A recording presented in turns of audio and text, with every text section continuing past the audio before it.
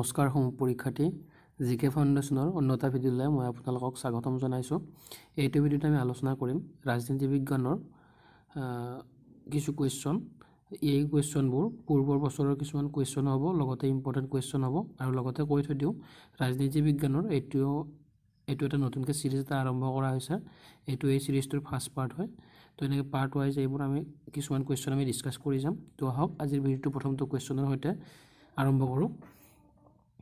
আজিৰ ভিডিঅ'টো প্ৰথমটো কুৱেশ্যন হৈছে লোকসভাৰ সদস্যৰ সংখ্যা 525ৰ পৰা 545লৈ বৃদ্ধি কৰিলে কোনটো সাংবিধানিক সংশোধনৰ দ্বাৰা? আগতে প্ৰথমে ইয়াৰ 525টা সদস্যৰ সংখ্যা আছিল 525টা, পিছত ইয়াৰ সংখ্যা 545লৈ বৃদ্ধি কৰা হ'ল কোনটো সাংবিধানিক সংশোধনৰ দ্বাৰা, কোনটো এমেণ্ডমেণ্টৰ দ্বাৰা? ইয়াৰ শুদ্ধ উত্তৰ হৈছে অপশ্যন খ 21 নং সংশোধনীৰ দ্বাৰা। অপশ্যন খ is the right answer. Next question, এলেকাৰ হিচাপত কোনটো সৰ্ববৃহৎ লোকসভাৰ সমষ্টি? এলেকা হিচাপে ভাৰতৰ সকলোতকৈ বৃহৎ লোকসভা সমষ্টিৰ নাম কি? ইয়াৰ শুদ্ধ উত্তৰ হৈছে অপশ্যন ক লাডাখ। নেক্সট কুৱেশ্যন, ভাৰতৰ উচ্চতম ন্যায়ালয়ৰ ভাৰপ্ৰাপ্ত মুখ্য ন্যায়াধীশক কোনে নিযুক্তি দিয়ে? ইয়াৰ শুদ্ধ উত্তৰ হৈছে অপশ্যন ক ৰাষ্ট্ৰপতিয়ে।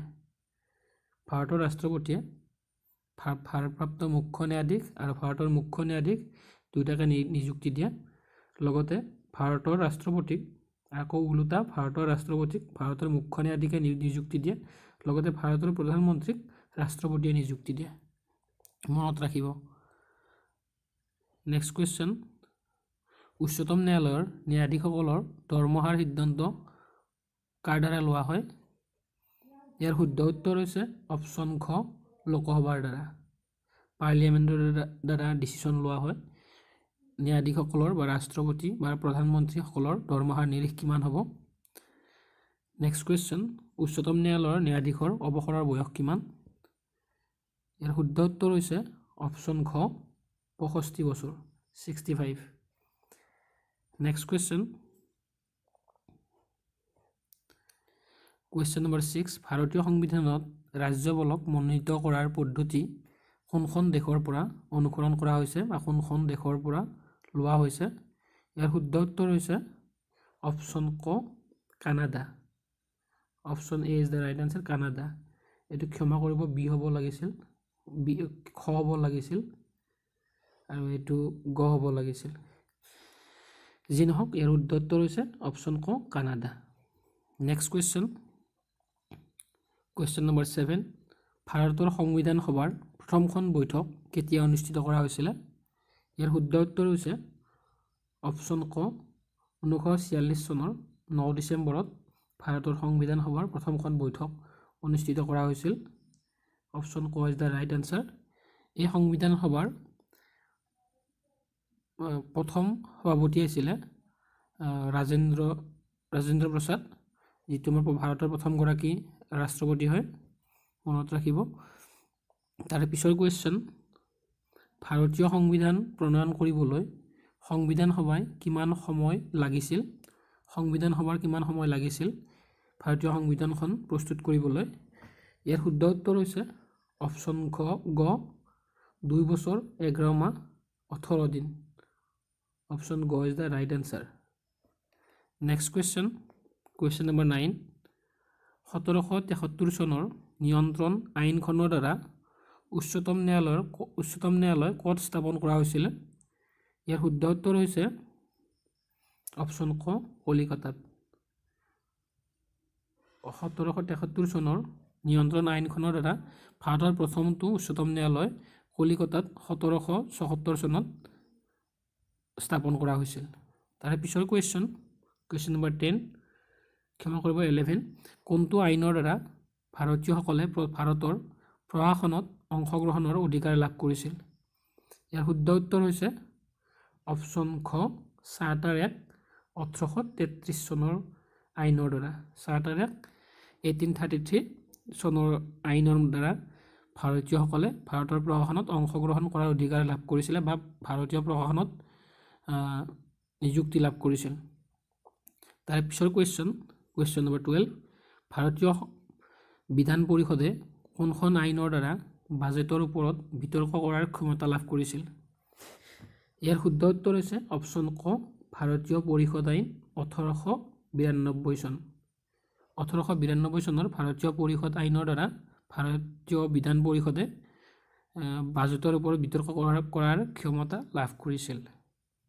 নেক্সট কুৱেশ্যন নম্বৰ 13 কোনটো আইনৰ দ্বাৰা কেন্দ্ৰীয় বিধানসভাক প্ৰথম দ্বি-সদস্য কৰা হৈছিল?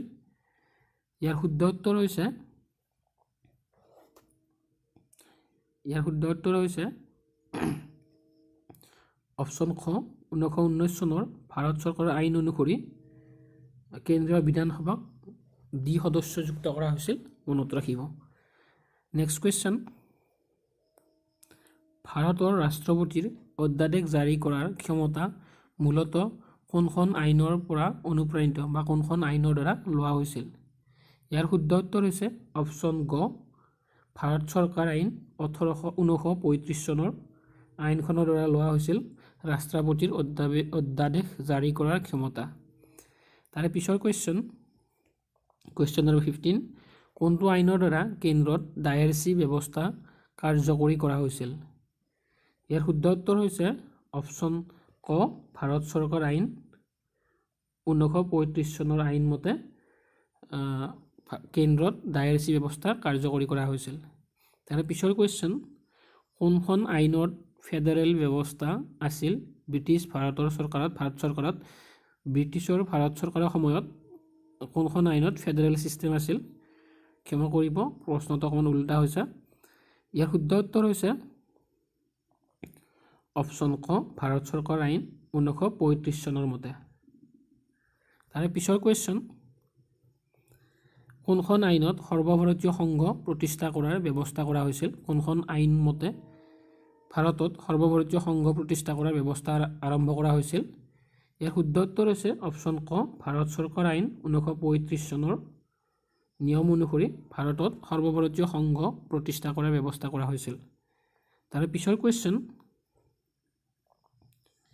নম্বৰ 18 ভাৰতীয় সংবিধান সভা কাৰ অধীনত গঠন কৰা হৈছিল? ভাৰতীয় সংবিধান সভা কাৰ অধীনত কোনখন আইনৰ অধীনত গঠন কৰা হৈছিল? ইয়াৰ শুদ্ধ উত্তৰ হৈছে অপশ্যন খ ক্ৰিপ মিছনৰ অধীনত ভাৰতীয় সংবিধান সভাৰ গঠন কৰা হৈছিল। নেক্সট কুৱেশ্যন নম্বৰ 19 পণ্ডিত নেহেৰুৱে সংবিধান সভা কেতিয়া দাখিল কৰিছিল? সংবিধান সভাত বস্তুনিষ্ঠ প্ৰস্তাৱ কেতিয়া দাখিল কৰিছিল? ইয়াৰ শুদ্ধ উত্তৰ হৈছে অপশ্যন ক 1946 চনৰ 13 ডিচেম্বৰত। 1946 চনৰ 9 ডিচেম্বৰত প্ৰথম সংবিধান সভা আৰম্ভ হৈছিলে আৰু 1946 চনৰ 13 ডিচেম্বৰত সংবিধান সভাত পণ্ডিত নেহেৰুৱে প্ৰথমে বস্তুনিষ্ঠ প্ৰস্তাৱ আগবঢ়াইছিল। নেক্সট কুৱেশ্যন নম্বৰ 20 আৰু আজিৰ ভিডিঅ'টো শেষৰটো কুৱেশ্যন নেহেৰুৱে উপস্থাপন কৰা বস্তুনিষ্ঠ প্ৰস্তাৱটো কেতিয়া সংবিধান সভাত গ্ৰহণ কৰা হৈছিল? ইয়াৰ শুদ্ধ উত্তৰ হৈছে অপশ্যন খ 22 জানুৱাৰী 1947 চনত নেহেৰুৱে আগবঢ়োৱা বস্তুনিষ্ঠ প্ৰস্তাৱটো গ্ৰহণ কৰা হৈছিল। তো আজিৰ ভিডিঅ'টোৰ ইমানখিনি আছিলে। ধন্যবাদ।